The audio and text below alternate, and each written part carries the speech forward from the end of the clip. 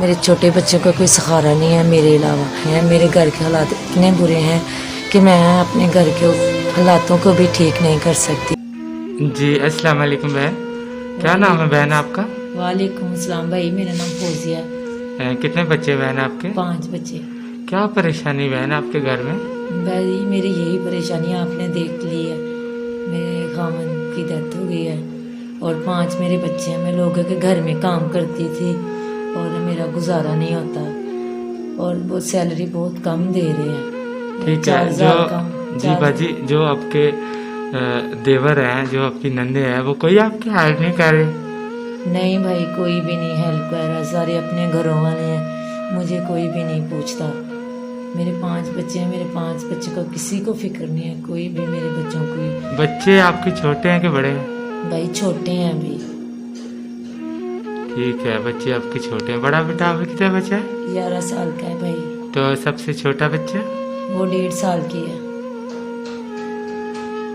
तो क्या परेशानी है आप बताएं, ताकि आपके। भैया आपने मेरे घर के हालात देखे हैं कि मेरे घर के हालात बहुत बुरे हैं, बहुत ज़्यादा बुरे हैं। मैं चाहती हूँ कि मेरी ज़्यादा से ज़्यादा हेल्प हो सके और मदद करें।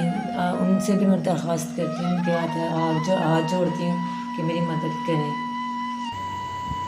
अस्सलाम वालेकुम मेरे प्यारे व्यूवर्स, कैसे आप सब? मैं उम्मीद करता हूँ आप सब खैरियत से होंगे और मैं रबी ज़ुल जलाल से दुआ करता हूँ कि मेरे तमाम सुनने वाले और देखने वाले अपने हिफ्ज़ व अमान में रखे, आमीन। मेरे प्यारे भाइयों, ये एक वीडियो मुझे मौसूल हुई थी।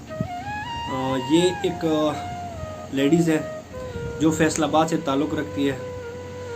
इसका जो शौहर था, 1.5 साल पहले उसकी डेथ हुई है।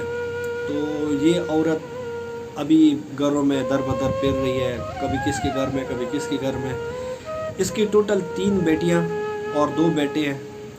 तो ये इंतहाई मजबूर और इंतहाई इस टाइम बेसहारा हो चुकी है।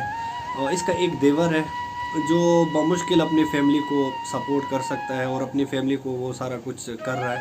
तो वो कोई भी इस औरत के साथ कोई इमदाद नहीं कर सकता क्योंकि ख़ुद उसकी अपनी भी फैमिली है। तो फिर मैंने ये सारा कुछ देखने के बाद आज हम इस नतीजे पे पहुँचे हैं कि वाकई हमें इस बेसहारा औरत के साथ और इस मज़लूम औरत के साथ हमें मदद करना चाहिए। तो फिर मैं एक टीम मेंबर को भेजा फैसलाबाद और मैंने इसके साथ बाकायदा उसकी पूरी की पूरी रिकॉर्डिंग वगैरह करवाई। तो सारा कुछ देखने के बाद आज मैं इस नतीजे पे पहुंचा हूँ कि हमें इस बेसहारा औरत की वीडियो करना चाहिए और इसकी आवाज़ आप लोगों तक और मैं अपने प्यारे व्यूवर्स तक पहुंचाना चाहिए।